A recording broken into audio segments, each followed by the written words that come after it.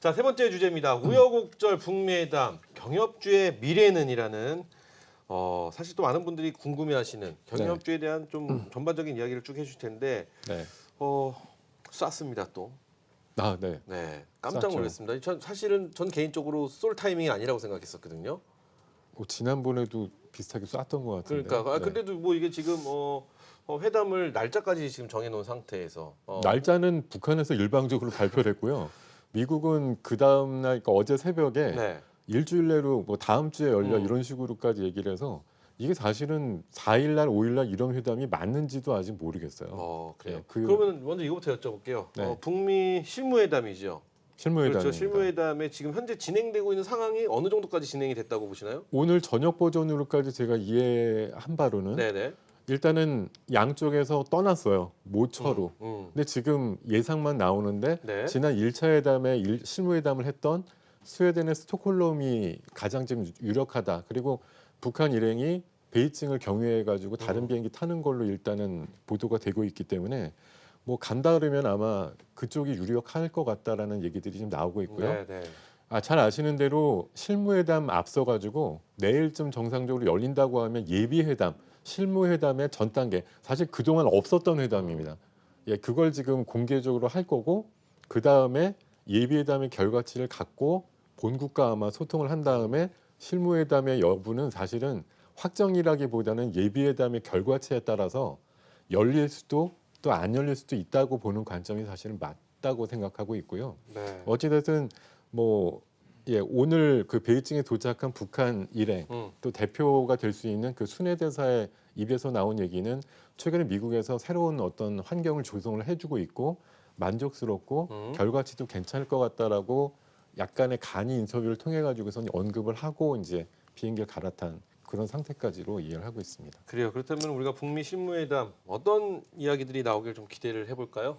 일단은 뭐 북한이 한두 달 전부터 미리 설정을 해놓은 부분이 있습니다. 네. 새로운 계산법으로 접근을 하지 않으면 뭐 거의 이번이 마지막이다라고 얘기를 하고 있고요. 근데 트럼프 대통령이 한 두 가지쯤 뭐 언급과 행동을 취했죠.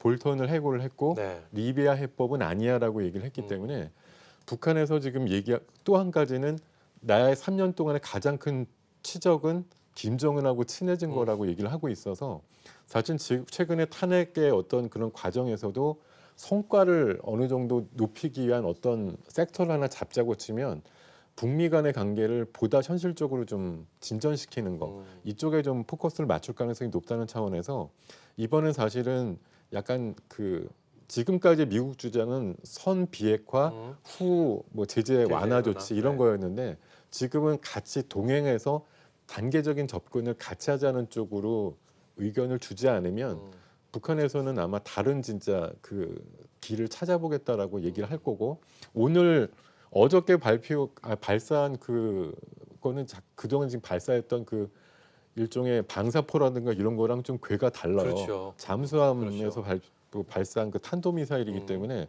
대륙간 성격이 좀 있기 때문에 이 정도까지 보여줬는데 니네가 그렇죠. 반응 안 나오면 사실 굉장히 셌습니다. 그렇죠? 셌죠. 네. 그럼에도 불구하고 미국은 꾹 참고 지금 이번에 만나는 걸로 했기 때문에 그래요. 그만큼 미국의 입장이 약간 좀 북한의 입장을 반영하는 식으로 결론이 날 가능성이 높다고 좀 점쳐지는 게 맞겠습니다. 저번 회담보다는 좀 더 기대감을 갖는 것 자체가 일단 볼턴 장관의 해임이 좀 큰 뭐라고 할까요? 굉장히 강수가 아닐까 싶습니다. 근데 사실은 북한 입장에서 좋죠. 일각에서는 이러더라고요. 볼턴은 사상가고 그리고 폼페이오는 정치가다. 그렇기 때문에 정치가인 폼페이오와 얘기하는 것이 훨씬 더 우리가 원하는 것을 북한이 원하는 것을 가져갈 수 있기에 좀 수월하다라는 이야기도 나오고 있어서 어쨌든 이거는 트럼프의 굉장한 강수다라는 이야기가 나오고 있는데 우리가 가장 중요하게 보여야 될 거는 경협주입니다. 어찌 되었던 그렇죠. 이들이 어떤 얘기를 하던 저희는 일단 경협주에 대한 이야기를 한번 다뤄봐야 될 텐데 어떤 대응 전략이 좀 필요할 것이고 그리고 경협주가 너무 많잖아요 지금. 많죠. 네, 많기 때문에 어떤 업종에 좀 주목을 하면서 경협주를 바라봐야 되는지도 좀 궁금할 네. 것 같고요. 네. 저는 이건 되게 어려운 질문인데 네. 방어막이라고 하잖아요. 이 트럼프랑 김정은 정말 한 치 앞을 알 수 없는 사람인지라 네. 이것도 어떤 식의 좀 안전한 장치 같은 게 혹시 있다라면 좀 해둘 만한 게 있을까라는 개인적인 좀 바램 섞인 질문도 한번 드려볼게요. 단적으로 말씀드리면 테마주에 방어막은 그냥 그걸 안 하는 것밖에 없습니다.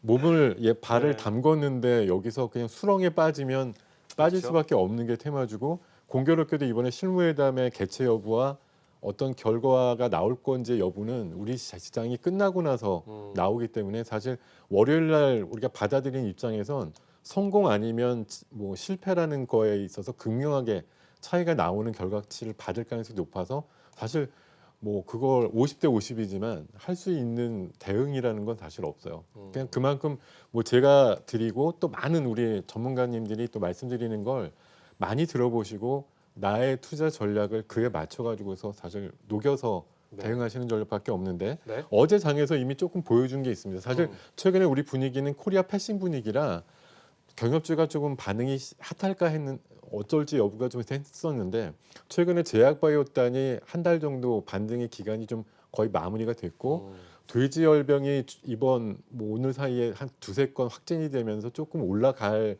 처지를 가지고 있지만 지금 우리나라 시장의 어떤 에너지, 그러니까 돈의 힘이 어느 쪽으로 돌다가 어느 쪽으로 꽂힐 거냐는 여부에 있어서는 어저께 전조를 좀 보여준 게 결국은 남북경협주 쪽으로 이번에 한번 몰아붙이겠다는 의견을 좀 갖고 있다라고 저는 생각을 하고 있고요. 일단은 대응 전략은 뭐 제가 보는 지금의 관점, 현재까지의 기준을 가지고 말씀드릴 수 있는 건 예, 내일 아마 조정이 출발이 되는 시장이라서 네. 많은 종목들이 사실 눌림목을 주고서 출발할 가능성이 높아요. 뭐 엄청나게 세게 출발은 안 할 것 같은데 그래도 이 장에서 조금 더 특이하고 특별한 결과를 얻고자 하신다고 하면은 제가 평소에는 뭐 남북 경협주 많이 말씀 안 드리지만 1박 2일 개념으로 봐서는 내일 경협주에 대한 어떤 전략이 가장 좀 유효하지 않을까. 월요일 날 아침에 파시는 전략으로 하더라도 내일 출발이 부진할 것으로 예상되는 바 그럴 때 좀 담으실 수 있는 뭐 유효한 어떤 섹터라든가 이런 쪽으로 봤을 때는 그쪽이 가장 좀 핫할 거다 이런 유효한 말씀드리겠습니다. 섹터. 어떤 업종이 업종은 지금 어차피 대통령께서도 엊그저께 주초에 말씀하셨던 DMZ 쪽에 평화특구라든가 네네. 평화공원과 관련된 그러니까 가장 인접해 있는 건 개성공단 관련주가 되겠고요. 네. 그리고 트럼프가 많이 얘기했던 북한의 잠재력을 얘기하면서 항상 업종으로 얘기 들었던 철도 쪽으로 봐서 아마 양강 구도가 형성될 가능성이 가장 높다 이렇게 좀 전망을 하겠습니다. 그래요, 좋습니다.